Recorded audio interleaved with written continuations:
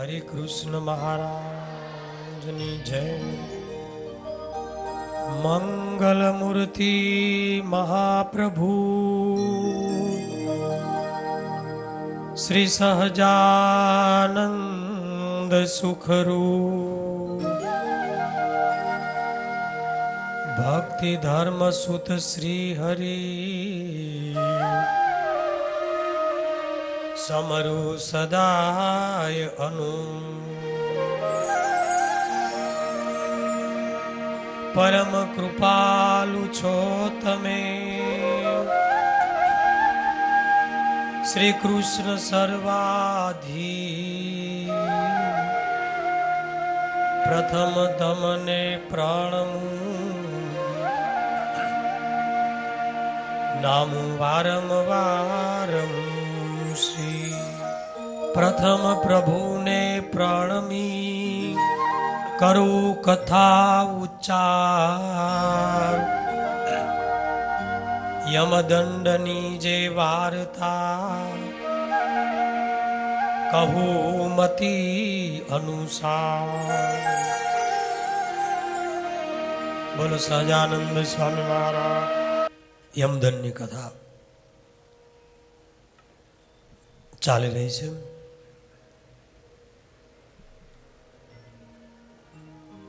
સ્વામી આગળ લખે છે, જેહ પાપે આ જીવને નાખે છે નરકના કુંડમાં. પાપ તપાસી પ્રાણીના જે દિયે છે દુષ્કર દંડ. સ્વામી કહે છે, જે પાપથી આ જીવને નરકના કુંડમાં નાખે છે, દુષ્કર દંડ આપે છે, એ હું તમને સંભળાવું છું. જેવી વિકટ વાટ છે અને જેવા છે જમદૂત ઘોર. કહું સંયમીની શહેરના દુઃખ પામે પ્રભુના ચોર. ભયંકર યમપુરીનો માર્ગ છે. યમપુરી આવે એ પેલા 16 નગરી વટાવવાની થાય છે. 16 શહેર છે, એનું વર્ણન પણ આવશે. એક એક નગરમાં ભયંકર યમદૂતો વસે છે અને અહીંથી જીવને કાઢીને લઈ જનારા જમદૂતો એને કેવી પીડા આપે છે. સ્વામી કે બહુ વિકટ વાટ છે, ભયંકર છે. અને ત્યાં જઈ જેવા નરકના કુંડમાં છે જુજવી જાતના દુઃખ. તેમાં પડીને પ્રાણીઓ પામે નહીં લેસ સુખ. ત્યાં ગયા પછી નરકના જે કુંડ છે 28 કોટીઓ ગણાવી છે, 28 લાખ એમાં નાખે છે. ત્યારે એની પીડાનું વર્ણન કોણ કરી શકે? સહુ મળી હવે સાંભળો, કહું સુંદર કથા સાર. જે સુણ્યા જીવનો નિશ્ચય હોય નિસ્તાર. નિસ્તાર શબ્દ લખ્યો છે. નિસ્તાર શબ્દ સ્વામીએ ગરુડ પુરાણમાંથી લીધેલો છે. કે આ જીવનો નિસ્તાર એટલે કે કર્મનો ભોગવટો, એની જે વાત છે સ્વામી કે હું તમને કહું છું. જેને જજમેન્ટ કહેવાય, જેની ખાતાવહી પ્રમાણે એને ન્યાય આપવામાં આવશે, એ સ્વામી કે હું તમને બધું જ અથથી ઇતિ સુધી કહું છું. હવે આગળ જીવ આ વાતો સાંભળીને ધ્રુજી જાય છે અને એમ કહે છે કે આ દુઃખમાંથી મુક્ત થવા માટે કોઈ ઉપાય નથી, બસ આ જ ભોગવવાનું છે. તો આમાંથી છૂટવું કેમ? ત્યારે સ્વામી કહે છે ઉપાય છે. ભલે કઠિન કર્મ કર્યા હોય કદાચ આ જન્મમાં કે આગલા જન્મમાં, અને નરકમાં જાવ એવી તૈયારીઓ થઈ ગઈ હોય, એટલા પાપ થઈ ગયા હોય, પણ સ્વામી કે છૂટાય છે. જેનાથી છૂટાય છે એ સ્વામી હવે આપણને સંભળાવે છે. તે તો પ્રત્યક્ષ પ્રભુને પામી કાંઈ એના જન્મ મળે. તે તો પ્રત્યક્ષ પ્રભુને પામીએ, કાં તો તેના મળેલ જન્મ મળે. જન્મ મરણનું દુઃખ જીવને કહેવારે તરત ટળે. દેહ પ્રભુ જુગ જુગ માહી, અખંડ રહે અવિનાશ. નિજ જ્ઞાન દઈ જીવના, કરવા કિલ વિષનાશ. 10-24 યાદી અનંત, નિત્ય નિમિત્તે જે અવતાર. નરતના ધરી રહે નાથજી, અરે અરે અનંત જીવ ઉદ્ધાર. હે મનુષ્યાકાર અપાર મોટા,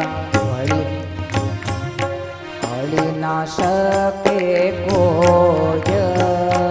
મહાસમર્થ થઈ મનુષ્ય જેવા, શ્રી હરિ વર્તે સોય. સ્વામી એમ કે છે આ દુઃખમાંથી છૂટવાનો ઉપાય છે કાં તો પ્રત્યક્ષ પ્રભુ મળી જાય, અને કાં એના મળેલા જન મળી જાય. સંત મળે એવા મહાન કે જે પ્રગટ પ્રભુને ધારી રહ્યા હોય, તો આ જીવ નિશ્ચય આ જમપુરી જન્મવરના દુઃખમાંથી છૂટી જાય છે. એ વિના કોઈ ઉપાય નથી. તો કે હે પ્રભુ અહીંયા આવે છે? સ્વામી કે હા. કે પ્રભુ જુગ જુગ માહી, અખંડ રહે અવિનાશ. નિજ જ્ઞાન દઈ જીવને કરવા કિલબિશ નાશ. ભગવાન પોતે આ બ્રહ્માંડ બનાવ્યા પછી આ બ્રહ્માંડથી પોતાની આંખ ફેરવીને બેઠા નથી રહ્યા પોતાના ધામમાં. કરોડો બ્રહ્માંડો પોતાના છે. એ બ્રહ્માંડમાં પ્રભુ પધારે છે, પણ આવ્યા પછી એને ઓળખવા સ્વામી કે કઠિન છે. કારણ મનુષ્યાકાર અપાર મોટા, વળી કળી ન શકે કોઈ. મહાસમર્થ થઈ મનુષ્ય જેવા, શ્રી હરિ વર્તે સોય. મહાસમર્થ હોય છતાં મનુષ્યની પેટે વર્તે, પોતાનું ઐશ્વર્ય સામર્થ્ય છુપાવીને વર્તે. મનુષ્યને ઠીક પડે એને લાડ લડાવવા ભગવાન આવે છે, પણ ઓળખવા પડે, એને શરણે થવું પડે, એના સંતને શરણે થવું પડે. ભગવાન આવે છે. નિજ તત્વ પથાવ બોધનમ, શરણાયાત જનાર્થી મોચનમ. પતિતો ધરણાય તત્પરમ, સહજાનંદ ગુરુ ભજે સદા. પોતાનું જ્ઞાન આપવા માટે આવે છે પ્રભુ, અને એ ભગવાનને શરણે આવી જાય તો જન્મ મરણ જમપુરી માફ, અથવા તો એની માથે ન આવે. કર્મ નાશ, કર્મ નિર્જરા. શરણાગત પાપ પર્વતમ, ગણયિત્વા ન તદીય સદગુણમ. અણુમપ્યતુલમ હિમન્યતે, સહજાનંદ ગુરુ ભજે સદા. શરણે આવી જાય તો એના પાપના પહાડ હોય, મોટા પહાડ જેવા પાપ હોય, તો પણ ભગવાન એને માફ કરી દે છે. અને અણુ જેવા પણ એના ગુણ સદગુણ હોય તો એને મોટા માની એનો ઉદ્ધાર કરે છે. એવા દયાળુ છે. પણ શરણે આવી ગયા પછી જો પાપ ચાલુ રાખે તો તો ભગવાન દયા નથી કરતા.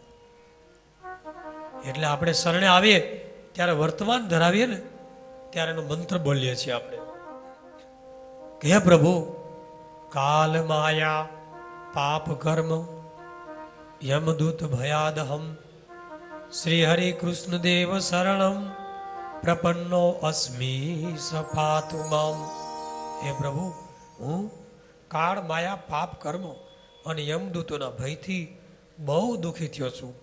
જન્મ જન્માંતર સુધી આજ હું તમારે શરણે આવું છું. પ્રભુ, મને માફ કરો, આનાથી બચાવો. તો ભગવાન એના કોટી જન્મના પાપ એને ક્ષમા આપી દે, શરણે લઈ લે. એ ભગવાન કેવા મોટા છે.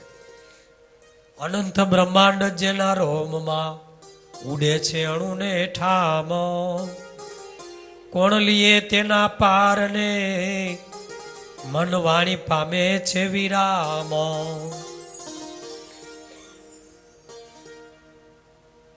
અનંત બ્રહ્માંડો જેમ રજકણ ઉડતી હોય, કરોડો બ્રહ્માંડો એ ભગવાનના રવાડામાં સ્વામી કે અણુની જેમ ઉડે છે. એવા એના પારને કોઈ લઈ શકતું નથી.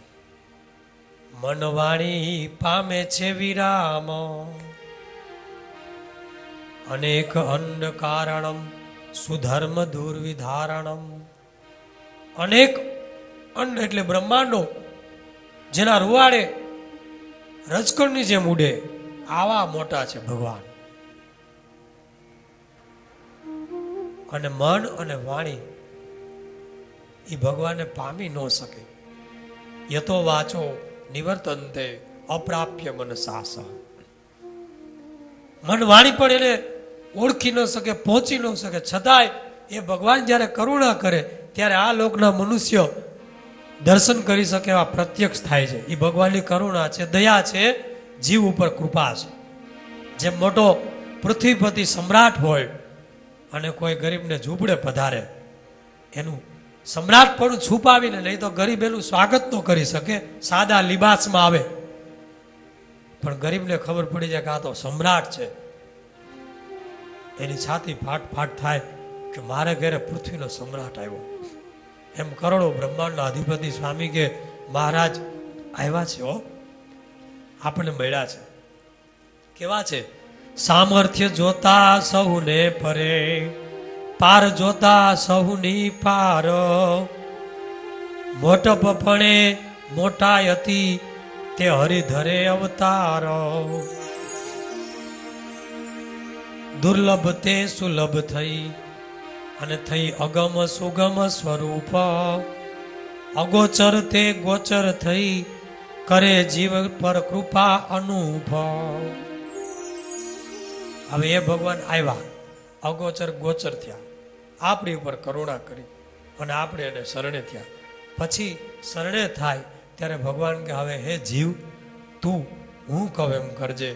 બસ કળિયુગ પ્રમાણે હું તને થોડું વર્તન માટેની વાત કરું છું, પંચ વર્તમાન આપું છું અને કાંઈક શિક્ષાપત્રી જેવું નાનકડું એક ગ્રંથ આપું, એમાં ગ્રહસ્થના કે ત્યાગીના જે થોડાક ધર્મ આપું છું એ પ્રમાણે તું રહેજે, તો તારું બધું જ પૂરું ખાતા હોય. પછી સ્વામી એમ કે છે, વળી વિશેષે દયા કરી વચનની બાંધે છે પાજો. ભગવાન વચનમાં રહેવાનું કહે છે, બસ મારી આજ્ઞા પાડજે, એટલું કરજે. તો તારો વૈરાગ્ય મંદ હશે, ત્યાગ ઓછો હશે, તોય હું તને તારી લઈશ. મંદ વૈરાગ્ય ત્યાગ તે માનવી તારવા તે હને કાજ. આ વચનની પાજ બાંધું, કદાચ તારો ત્યાગ વૈરાગ મંદ હોય પણ મારા વચનમાં રહીશ ને તો તું તરી જઈશ. પણ સ્વામી હવે આગળ કહે છે, આ વચન માનવાથી હવે ક્યાં જીવ પહોંચી જાય છે, કેવા સુખમાં, એની બે કડી સાંભળીએ. વચન માને જે મહારાજનું નિશ્ચય કરી નર નાર, એ જાય હરિના ધામમાં પામે તે સુખય પાર સુખ સુખ સુખયતી નહીં દુઃખનો લવલેશ જેહ ધામમાં જાણજો નહીં કાળ માયાનો કલેશ અખંડ આનંદ યતિ ઘણો જે કહેતા પણ કહેવાય નહીં તે ભોગવે છે ભક્ત હરિના વાલાને વચને રહી વચન વડે સુખી સહુ તેના તે કહું એ ધાણ ભવ બ્રહ્મા વિષ્ણુ વળી જે વડે આ સૃષ્ટિ મંડાણ.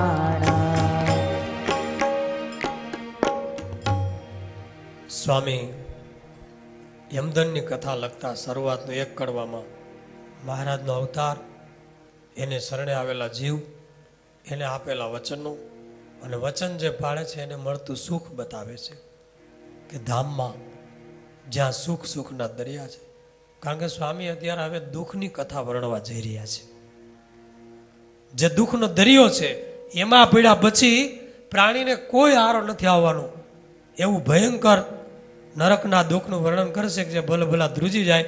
એ પેલા સ્વામી કહે છે કે હું તમને સુખનું પણ એવું બતાવું કે તમને ઓલા દુઃખમાંથી ઉગરવું હોય તો પેલો તમને પહેલું કડવું એ કહી દઉં, ચાન્સ આપું છું. નહીં તો તમારા ભાગ તમારી મંડાણી જ હોય, નરકમાં જવાની ઈચ્છા જ હોય તો પછી હું કાંઈ નહીં, હું તો વર્ણન કરી દઈશ ખુલ્લું બધું જ, કાંઈ જાળવીશ નહીં. અને એ વચનમાં જે રહે છે એ ભગવાનના ધામમાં જાય છે જ્યાં સુખ, જ્યાં દરિયા, જ્યાં અખંડ આનંદ, જ્યાં કાળ માયાનો ક્લેશ નથી, જ્યાં ભગવાનના ભક્તો અક્ષર મુક્તો બની અને કરોડો બ્રહ્માંડોને ઉત્પન્ન કરી શકે આવી શક્તિ, ભગવાનનું સાધર્મ્ય પડવું, ભગવાનના જેવું રૂપ, ભગવાનના જેવું ઐશ્વર્ય, ભગવાનના જેવી શોભા છે, જ્યાં પરમાત્માનું એકદમ સાનિધ્ય છે. આવું દિવ્ય સુખ છે. એ જીવ જો ન સમજો તો ક્યાંનો ક્યાં ફેંકાઈ જવાનો છે. કારણ સ્વામી હજી એમ કહે છે, હે જીવ, જો મહારાજનું વચન તમે માનજો, કારણ પૃથ્વી અનાજ આપી દે, સમુદ્ર વાદળાઓ વરસાદ આપી દે, સૂર્ય સમયે સમયે ઉગે અને હાથમે આ બધા મહારાજની આજ્ઞાથી કામ કરે. પવન દેવ પવન, વાયુ, ઓક્સિજન બધાને આપે છે. આ એમને નથી હાલતું, આ બધું ગોઠવેલી સિસ્ટમ છે, ભગવાનની છે. ભગવાનની આજ્ઞાથી એક એક દેવતાઓ પોતાના વિરાટ રૂપે, વ્યાપક રૂપે આ કાર્ય કરી રહ્યા છે અને પોતાના મૂર્તિમાન રૂપે પોતાના ધામમાં છે. એ વાયુદેવ, એ અગ્નિદેવ, એ સૂર્યદેવ બધા મૂર્તિમાન દેવો છે. આખા બ્રહ્માંડનું બધું કાર્ય ચલાવે, એ જરાય વચનમાં ફેર પાડતા નથી. સુર શશી સિંધુ શેષ જે સુણી વચન ને એક વાર સદાય રહે મન ડરતા નવ પાડે ફેર લગાર. સુર એટલે દેવતાઓ, શશી એટલે ચંદ્ર, સિંધુ એટલે સમુદ્ર, શેષ એટલે શેષનાગ. આ ધરતી ધારણ કરી રાખે છે ને, આ ધરતી સૂર્ય ફરતી ફરે છે ને, એ એમને નથી ફરતી. એ ગુરુત્વાકર્ષણ શું છે? ભગવાનની શક્તિ છે, એમને નથી બધું રહેતું. અને 70% પાણી છે, 30% જમીન છે, તો એ આવી ધરતી સ્પીડમાં ફરે છે કે સમુદ્ર જેની મર્યાદા લોપતો નથી. પ્રથમનું 27મું વચનામૃત છે, જેની મર્યાદામાં આ બધા જ દેવો, વાદળાઓ, ઇન્દ્ર વરસાદ વરસાવે છે. એ મને મળ્યા જે પ્રત્યક્ષ પ્રભુ એના થકી જ થાય છે. એ બધા વચન પાડે છે અને એ જ વચન ભાગવતમાં લખેલ છે. મદભયાત વાતી વાતોયમ અને સૂર્યસ્તપતિ મદભયાત વર્ષતી ઇન્દ્રો દહતી અગ્નિ મૃત્યુશ્ચરતી મદભયાત. ભાગવતમાં શ્લોક છે કે મારા ભયથી વાતી વાતોયમ, પવન દેવ વાય છે, પવન વાય છે. વર્ષત ઇન્દ્રો, ઇન્દ્ર વરસાદ વરસાવે છે. સૂર્ય તપતિ, સૂર્ય તપે છે. અને દહતી અગ્નિ, અગ્નિ બધાને બાળે છે. બધી વસ્તુ બાળે ને આપણને રસોઈ પકાવી દે, જઠરાગ્નિ રૂપે આપણું ભોજન પચાવે, છેલ્લે આપણો અગ્નિ સંસ્કાર આખું બ્રહ્માંડ બાળીને ભસ્મ કરે પ્રલયમાં. એ અગ્નિ પણ ભગવાનની આજ્ઞાથી બધું કરે છે. બધી જગ્યાએ વ્યાપક છે આ બધા દેવો. અને મૃત્યુ સરતી મદ ભયાત, અને મૃત્યુ સમયે આખું ફરતું જ રહે છે આખા બ્રહ્માંડમાં, બધે 14 લોકમાં સતત ફરતું રહે, ક્યાંય બેઠું નથી, બધી જગ્યાએ વ્યાપક છે. પૃથ્વી ઉપર વસ્તી કેટલી મનુષ્યની કેટલી છે? 7 અબજ છે. ગણજો, હમણાં બહુ બધી ગઈ છે.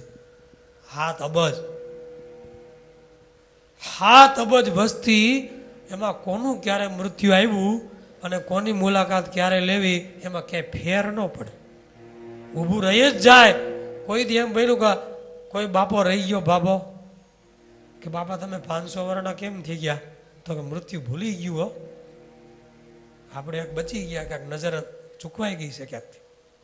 એવું કોઈ મેળવ્યો એકાદો?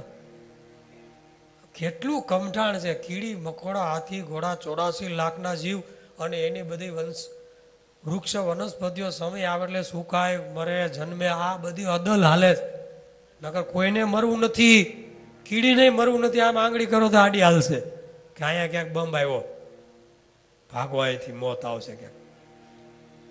કોઈને મરવું છે તો મરવું પડે છે. એ મૃત્યુ સરતી મદ ભયાત, મહારાજના ભયથી મૃત્યુ સતત ફરતું રહે છે બધે. ઈ બધા કાળ કંપે જેની બીકથી, અને ઇન્દ્ર આદિ સર્વે અમર, લોપતાલે સવચનને સહુ કંપે છે થર થર.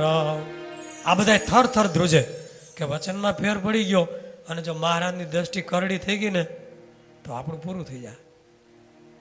કારણ કે કાળ માયા કંપે જેની કરડી દ્રષ્ટિ થાય ને, આ તો આપણે સૌમ્ય રૂપના દર્શન કરી દયા કરીને આવ્યા એટલે દયાળુ, કૃપાળુ, ક્ષમાનિધિ, કરુણા સાગર એવા જ આપણને દર્શન થાય. બાકી એ જ્યારે કરડી નજર કરે ને ત્યારે બ્રહ્માંડોના બ્રહ્માંડો પ્રલય થઈ જાય, ચવાણું થઈ જાય. કાળ પણ ધ્રુજતો હોય. જે કાળ એક થપાટ મારે તો આખા બ્રહ્માંડનું ચવાણું કરી નાખે, એ કાળ મહારાજની ભ્રકુટીથી ધ્રુજે છે. એ મહારાજનું એ રૂપને યાદ કરજો ક્યારે. આ રૂપમાં તો આપણે બધા બીતા જ નથી. દયા સિંધુ બેઠા જ આમ હાથ કરી ઉભા જ, કાંઈ વાંધો નથી, ધુબાકા મારો, આગા પાછું થોડુંક થાય તો વાંધો નહીં, એનું નામ લઈ લેવું, એમ કરીને ઘણા બગડાટી બોલાવી લે છે. પણ એનું એક સ્વરૂપ ઈ પણ છે કે કાળ યમદૂતો એની જ ઈચ્છાથી આવે છે. અને કર્મની સજાઓ જ્યારે અપાતી હોય અને ન્યાય અપાતા હોય કુંડમાં, કે પછી 84 લાખના ચક્કરમાં જીવ ભટકતો હોય અને કસાય વાળે કતલમાં જ્યારે જીવ કપાતો હોય, અને એ જે નિર્ણયો એના જે કર્મના ચૂકવણા થતા હોય ત્યારે શ્રીજી મહારાજનો રૂપ વિચાર કરજો. અત્યારે તો આપણે ખાલી હિંડોળા ખાટે હિંચકી છીએ, આરતી ઉતારીને થાળ ધરાવીને જમી લઈ છીએ. એ રૂપ તો બધાને ગમે, પણ ઓલું રૂપ યાદ કરજો. કારણ કે સ્વામી લખે છે કાળ કંપે જેની બીકથી, અને ઇન્દ્ર આદિ સર્વે અમર, બધાય દેવતાઓ લોપતા લેશ વચન ને સૌ કંપે છે થર થર, આમ ધ્રુજે છે. મોટા એમ મનમાં ડરી સદા વર્તે છે વચન માય, સમર્થ જાણી શ્રી હરિ ફેર પડવા નદીએ કાય. કે આ તો સમર્થ શ્રી હરિ ભાઈ આપણા તો એની પાસે કાંઈ નહીં, ફેર ન પડવા દે લગાર. હવે સ્વામી આપણને કહે છે આવા મોટા મોટા ડરે છે અને આપણે બધા બકાલી જીવને કહે સ્વામીઓ, આ બધા બકાલી વાટકીમાં શિરામણ ટે કરતા કાયલ સવારે સોનાપુરી ભેગા થઈ જાય એવા બધા. અને એ બધાય મંદ બુદ્ધિ, કૃતજ્ઞ, પાપી, પાપના પહાડ અને લબાડ શબ્દ વાપરો આમાં. એ મહારાજનું વચન લોપે છે. સાંભળીએ હવે આ સ્વામીની કલમ ચાલુ થાય છે ઓરિજિનલ, સાંભળજો. હે મંદન જાણે મર મને લોપે છે વચન લબાડ, કૃતજ્ઞ નારા કુબુદ્ધિ, પાપી જે પાપનો પહાડ. પ્રભુ વિમુખ જે પાપિયા, નવ માને નાથ વચન. તે જાય જમપુરીએ, કહું રીત સુણો સહુજન. અલ્પ બુદ્ધિ તે પણ ઊંધી, સુધી વાત સમજે નહીં. સદા હિતકારી શ્રી હરિ, હરિ તેને સમજો સહી. અતિ અકોણો લજાવણો, ઘર ભગોણો તે ગણીએ. પરમ હેતુ પ્રભુ પર હરિ, વરત્યો મતિ આપ ગણીએ.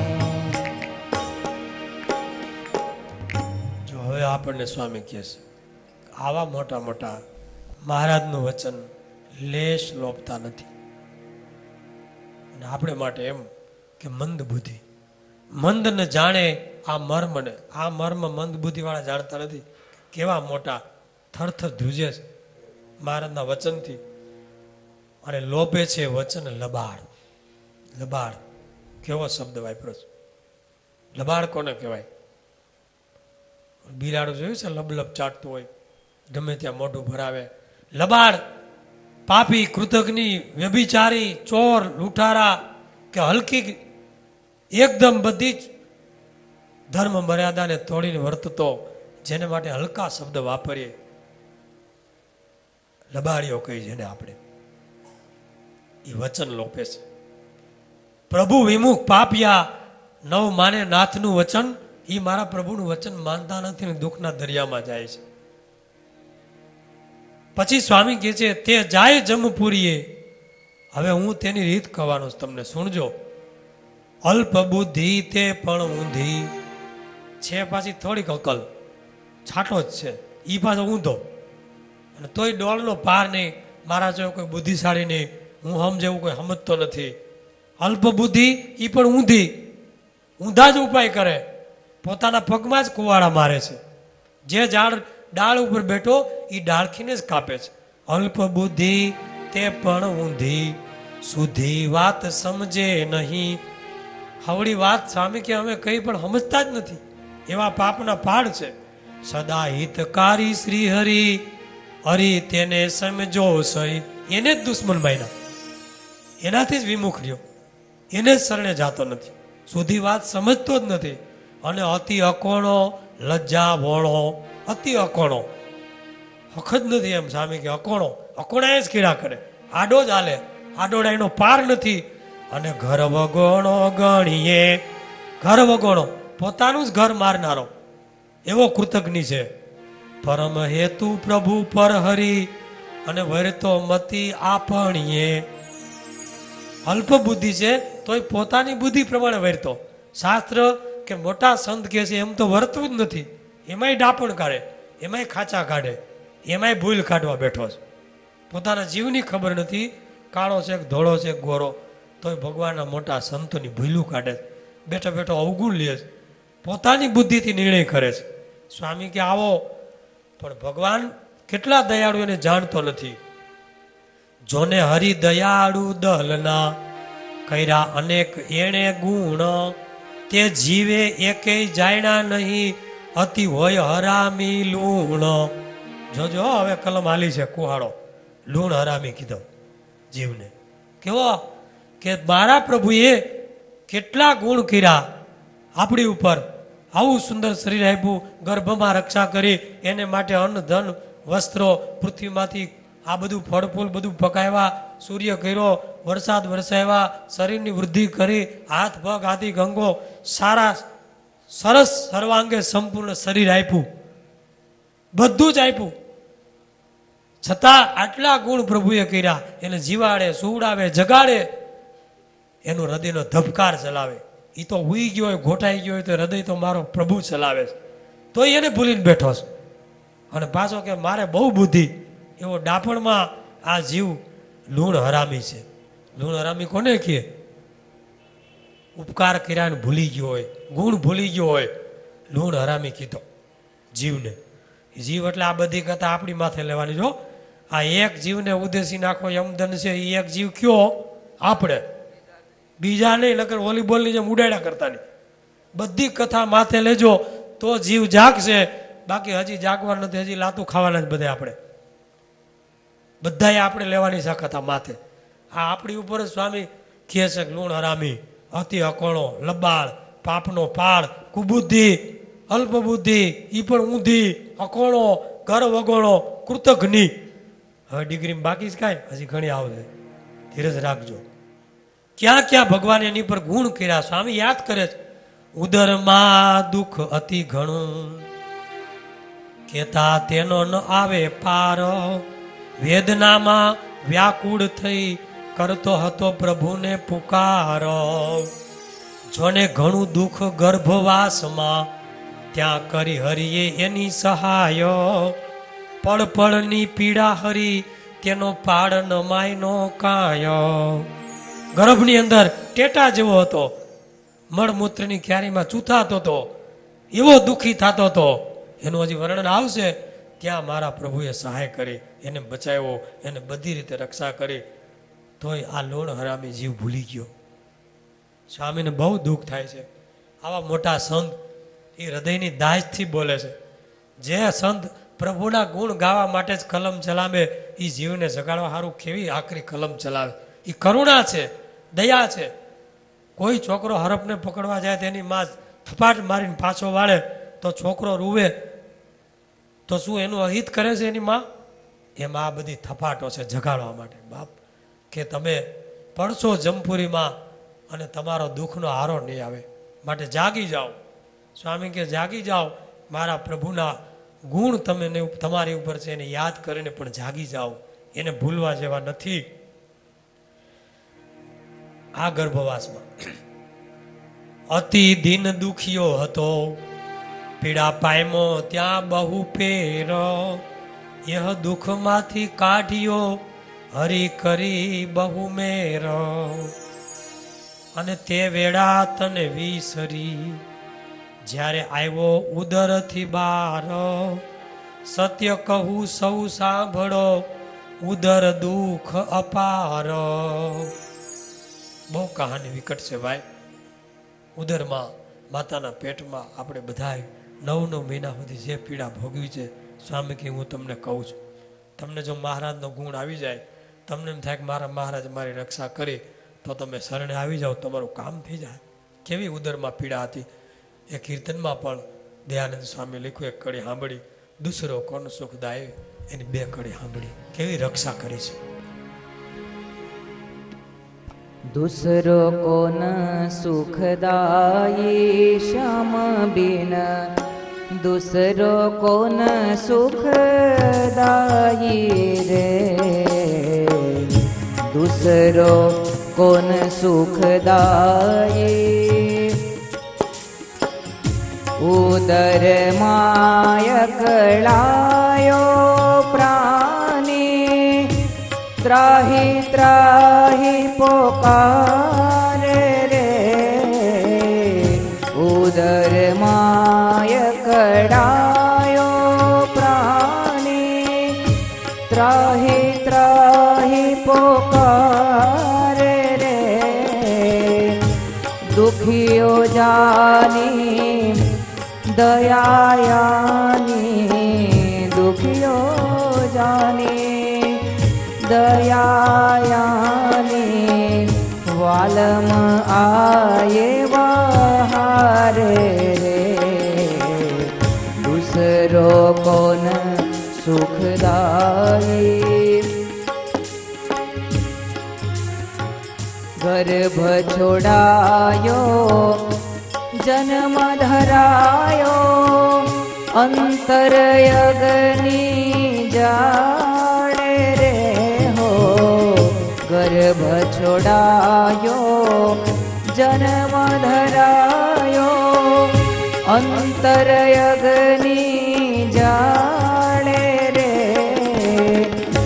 તૃષા બુજાય ક્ષુધારે સમાય તૃષા બુજાય ક્ષુધા સમાય અમૃત કે રે આહારે રે दूसरो कौन सुखदायी श्याम बिना दूसरो कौन सुखदायी रे दूसरो कौन सुखदायी।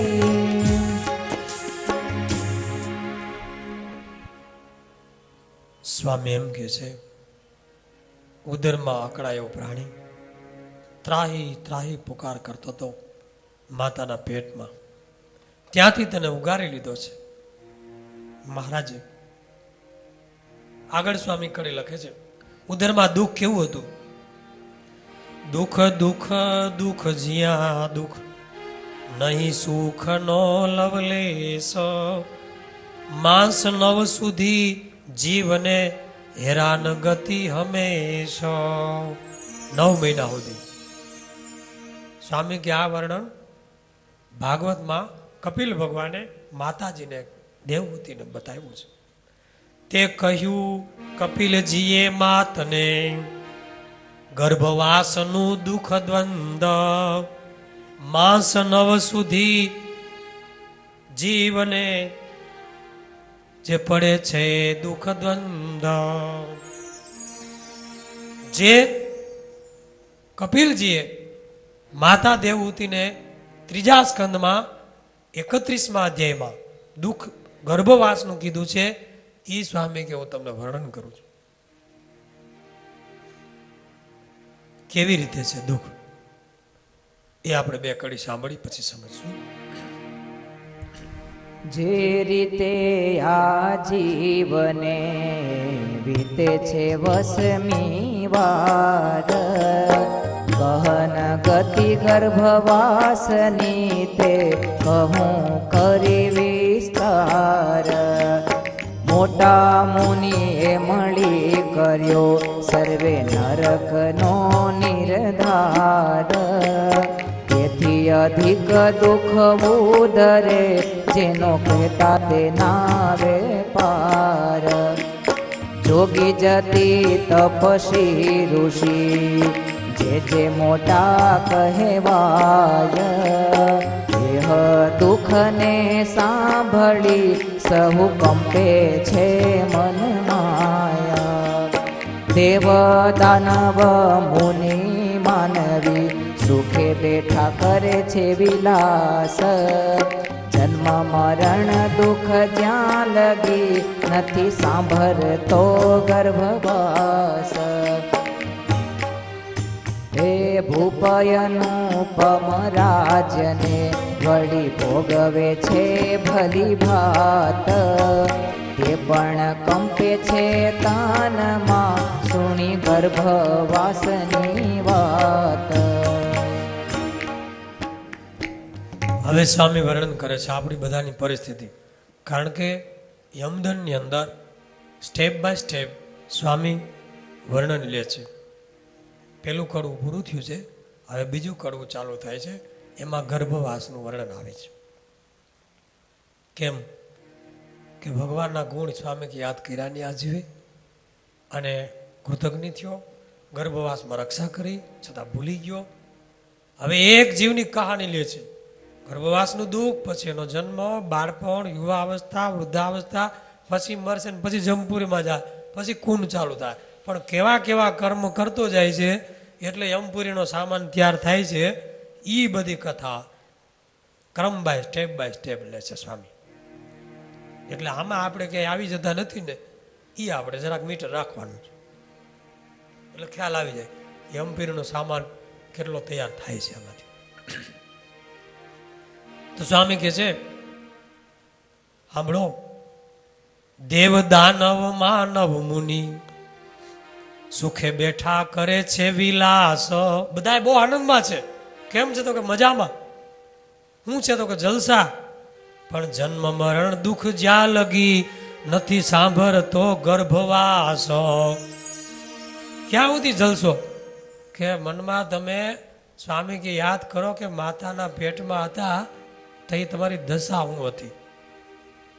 મોટા મોટા રાજાઓ ભૂપ અનુપમ રાજ્યને વળી ભોગવે છે ભલી ભાત, તે પણ કંપે છે તનમાં સુણી ગર્ભવાસની વાત. ગર્ભવાસ જેવું કોઈ દુઃખ નથી. ભાગવતનો આખો ત્રીજા સ્કંદનો આખો 31મો અધ્યાય એમનો તમને સાર કહું છું. ગર્ભવાસ એટલે જેવી તેવી આપણે જેને ગણતા નથી એવી વાત નથી ભાઈ. સ્વામી લખે છે અને ભાગવતમાં પણ એનું બહુ વિકટ વર્ણન છે કે ત્યારે જીવ એવી પરિસ્થિતિમાં હોય છે કે બધાએ આનંદમાં રહે છે પણ જ્યાં સુધી ગર્ભવાસ નથી સાંભળતો. આપણા બધાની સ્થિતિ એવી હતી, માતાના ઉદરમાં બધાય ઊંધે માથે હતા. કપિલ ભગવાન વર્ણન કરે છે કે માતા પિતાના સંયોગથી 5મે દિવસે જીવ માતાના ઉદરમાં પરપોટા આકારનો થાય છે. પરપોટાનો આકાર લે પછી સ્વામી એમ કહે છે કે 10 દિવસે બોર જેવો આકાર થાય છે. જોજો આપણી પરિસ્થિતિ, આપણે ક્યાંથી આ શરીર બન્યું છે આપણું. બોર જેવા આકાર થાય છે, પછી એમાંથી માંસની પેશી જેવો કઠણ આકાર થાય છે 10 દિવસે. અને 1 મહિનો થાય એટલે મસ્તક આવે છે. જેમ છોડ વાવ્યો હોય ને, જેમ આમ થોડનું દાંડલું ખોયડું હોય ને અને એમાં ધીમે ધીમે ફૂટે ને ફળોવા, એમ આવી માંસની પેશી હોય એમાંથી માથું નીકળે છે. આ કપિલ ભગવાને પણ ભાગવતમાં લખ્યું છે. અને પછી 2 મહિને હાથ અને પગ જેવા આવા દાંડલા આવે ને ઓલા થોરનું ઠૂઠું ખોયડું હોય ને, હાથ પગના 2 દંડિકા આવે, જાણે છોડવો રોપ્યો હોય એવો. એવી આપણી પરિસ્થિતિ હતી સ્વામી કે ગર્ભમાં. અને 3 મહિને હાડકા, ચામડું, નખ, રોમના છિદ્રો શરીરમાં નિર્માણ થાય છે માતાના ઉદરમાં. અને 4 મહિને 7 ધાતુ શરીરમાં આવે છે, માંસ, મજ્જા વગેરે. 4 મહિને. અને પુરુષ છે કે સ્ત્રી, એના અંગો આવે છે. અને 5 મહિને ભૂખ અને તરસ લાગે છે, તરફડે છે ઉદરની અંદર. અને માતા જે ખાય એનાથી નાળ દ્વારા એનું શરીર થોડું મોટું થાય છે.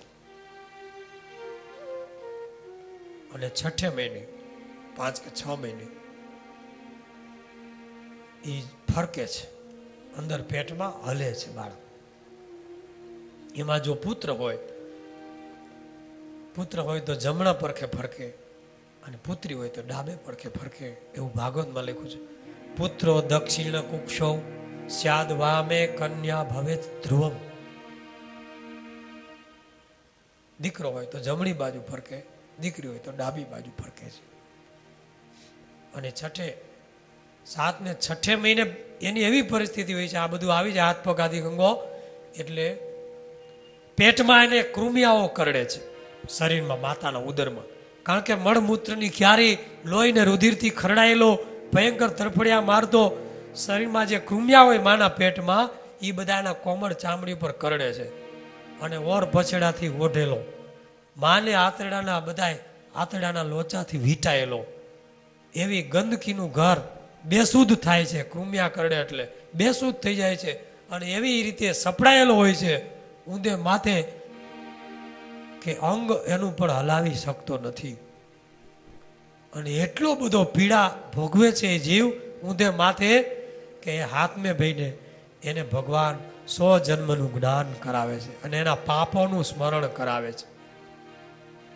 7મે મહિને પાપોનું સ્મરણ કરાવે છે એટલે એના પાપ બધા એને યાદ આવે છે. એને જ્ઞાન થાય છે કે અહીંયા મને શા માટે નાખવામાં આવ્યો છે, મારો અહીંયા શા માટે આટલી પીડામાં તડફડું છું. જેમ ગટરમાં કીડો ખદબદે એમ હું અહીંયા ખદબદું છું. ત્યારે એને દયા કરી અને ભગવાન 100 જન્મના જ્ઞાન આપે છે અને પાપનું પણ સ્મરણ કરાવે છે. ત્યારે પ્રભુની સ્તુતિ કરે છે ગર્ભમાં, જે પ્રભુએ મારા પાપના ફળ રૂપે આ ગર્ભમાં મને નાખ્યો છે, આવી ભયંકર કોટડીમાં. એ પ્રભુને હું શરણે જાઉં છું. હે પ્રભુ, મને આ દુઃખથી છોડાવો. મેં બહુ પાપ કર્યા છે, બહુ ભયંકર હું પીડાવ છું. એ જીવ પુકાર કરે છે, બહુ તડફડે છે.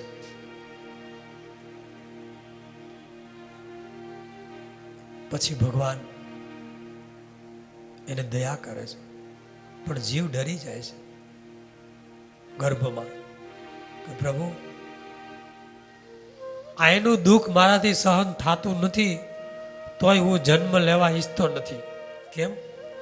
તો કે પ્રભુ, જો આ સંસારમાં બહાર આવું તો સ્વાર્થી બધા સંસારીઓ મને પાછું એવું જ્ઞાન આપી દે અને પાછું મોહ માયામાં ફસાઈ જાઓ તો પાછો ફરીને ગર્ભવા, જન્મ મરણ, લક્ષ 84, જમપુરી, આ બધું હું ભોગવીને આવ્યો.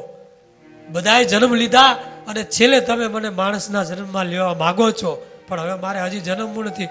મારી જે પીડા હોય એ મને અહીં ભોગવાવી દો અને અહીંયા જ બેઠો બેઠો તમારી સ્તુતિ કર્યા કરું અને મને અહીંથી જ મારો ઉદ્ધાર કરી નાખો. એમ ભાગવતમાં લખ્યું છે. એવી જીવ ભગવાનને સ્તુતિ કરે છે કે મને અહીંયા ને અહીંયા, કારણ કે બહાર નથી, મારે જન્મ નથી લેવો, કારણ કે આ સંસાર એવો ભયંકર છે કે મને ફસાવી દેશે અને હું ફરી વાર પાછો આ જ ચક્કરમાં ચડીશ અને આ દુઃખનો આરો નહીં આવે. એવું જ આ પૂર્વજન્મનું જ્ઞાન થાય 8મે 9મે મહિને, ત્યાં તો પ્રસૂતિનો વાયુને પ્રેરણા ભગવાન કરે અને એવો પ્રસૂતિનો વાયુ વાય માના પેટમાં કે વાગોળ ઊંધે ટાંગે ટીંગાતી હોય અને જેમ ડોલે એમ પ્રસૂતિના વાયુમાં આમ તેમ ડોલે. મળમૂત્રની ક્યારીમાં, વિષ્ટાના ખાડામાં એ તરફડિયા મારે અને એવી પીડા પામે અને પછી એને ભગવાન જન્મ આપે છે. એની કહાની આ ભાગવતમાં હતી, એની જ વાત સ્વામી અહીંયા લખે છે. સાંભળજો કેવી છે. ભણ કોટડી ભાગસી, તેમાં રૂંધી રાખે દિન રેણ, પણ ઉદર સમ એકે નહીં, સહુ સમજજો પરવેણ. હે બુદ્ધિશાળીઓ, હે પ્રવીણ લોકો, હે રાજા મહારાજાઓ, હે સંપત્તિવાનો, સાંભળો. તમે અત્યારે બહુ આનંદમાં છો, પણ ગર્ભવાસ કેવો છે તો ભણ કોટડી ભાગસી. આ રાજા મહારાજાઓ પીડા આપતા ભાગસી કોટડીમાં.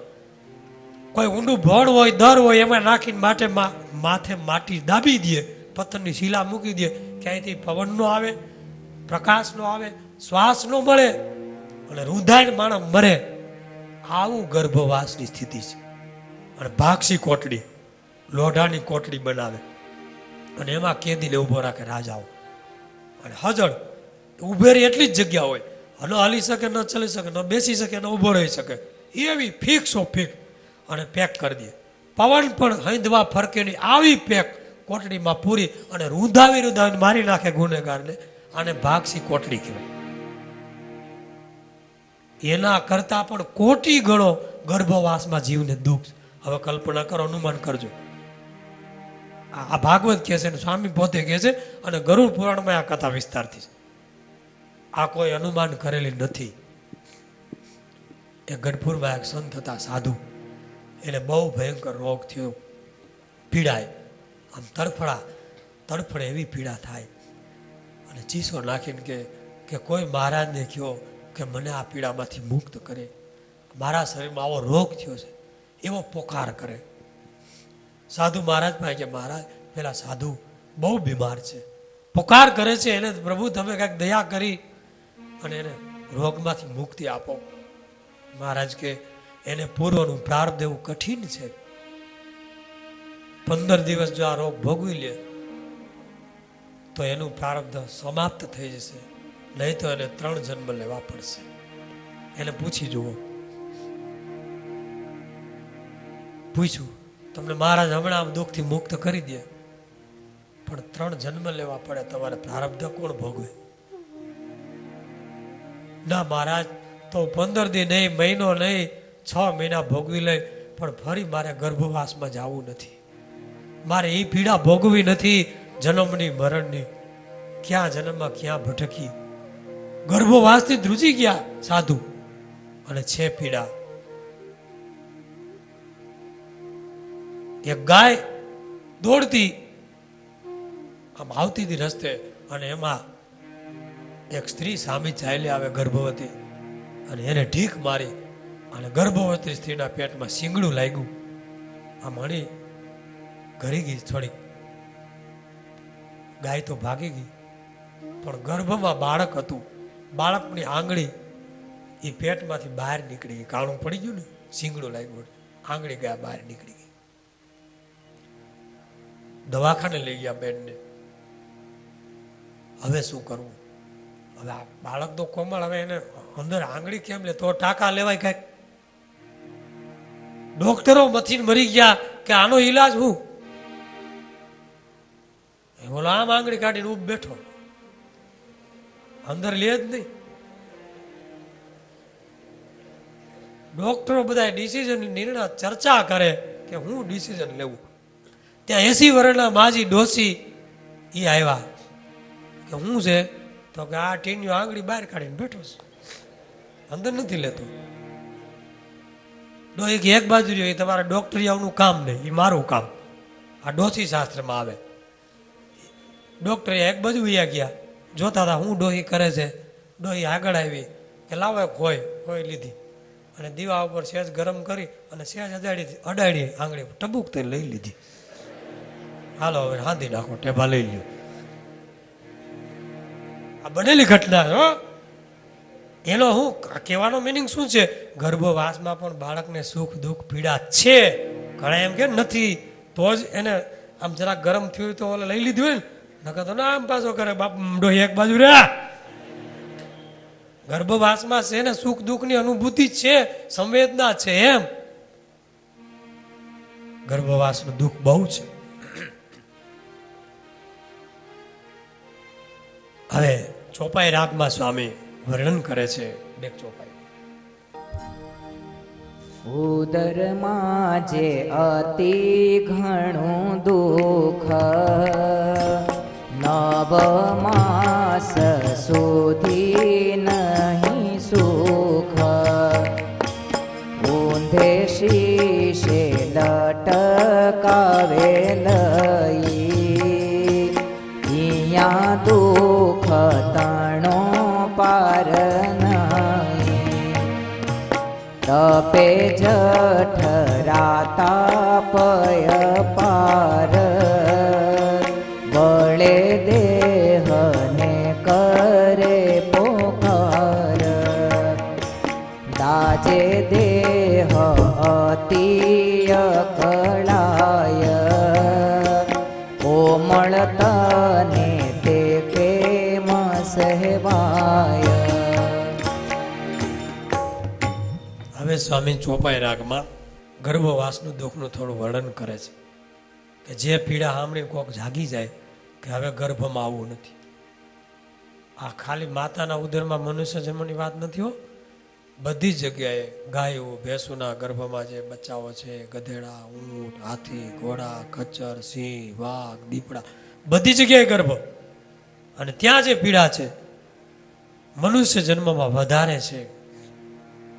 ઉદરમાં અતિ ઘણું દુઃખ, 9 મહિના સુધી ઊંધે શીશ લટકાવે, વાગો લટકતી હોય, દુઃખ તણો પાર નહીં.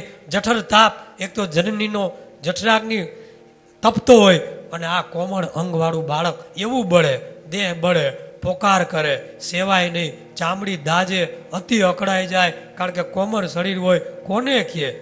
દેહ તડફરે પ્રાણી, તાપથી જાણ્યું થાશે આ દેહની હાણી. નરક ખાડથી નર શું ઠેકાણું, એથી બીજું શું ભૂંડું વખાણું.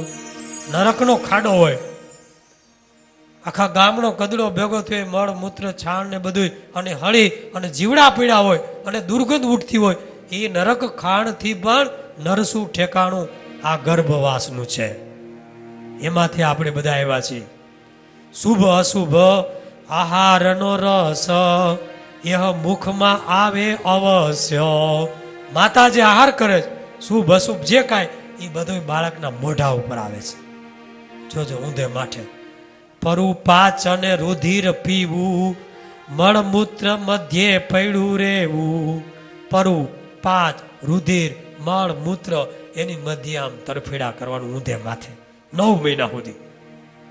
ઊનું ટાઢું કોયલું કસાયું, જે જે અન્ન જનનીએ ખાયું. ઊનું ટાઢું કસાયેલું એ બધું કાંઈ માં ખાય, તેને સ્પર્શે પીડાય છે તન, એહ દુખે દુખી રાત દન. ખારું ખાટું કડવું બળેલું, સૈડું બગડું અન્ન ઉતરેલું. એવું જમે જનની જેવાર, લાગે ગર્ભને અંગે અંગાર. મરચું મરી અને અજમો ને રાઈ, સૂઠ સંચળ કર્યા તું કેવાય.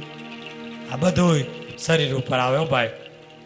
ખારું ખાટું કડવું હળેલું બગડેલું મરચું, હૂંઠ ને હંસળ ને કાચું કોરું, પેટ ભરી ભરી જે જનની ખાય છે, ટાઢુંનું પાણી પીએ, એનાથી બાળક તરફડ્યા મારે છે. અને કોઈક ખાય છે લસણ ડુંગળી, ન ખાવાનું ખાય છે વળી. તેનો રસ પડે તન પર, તેણે સુખ નથી પલભર. આ લસણ ડુંગળીને તો બહુ આગ લાગે છે બાળકને ભાઈ, કોમળ શરીરમાં. આ બધું બાળકને માથે આવે છે. એ પીડા એનું વર્ણન સ્વામી જે આગળ કરશે. અહીંયા કથાનો સમય પૂર્ણ થાય છે. બોલો સહજાનંદ સ્વામી મહારાજ, હરે કૃષ્ણ મહારાજ, જય સ્વામિનારાયણ ભગવાન.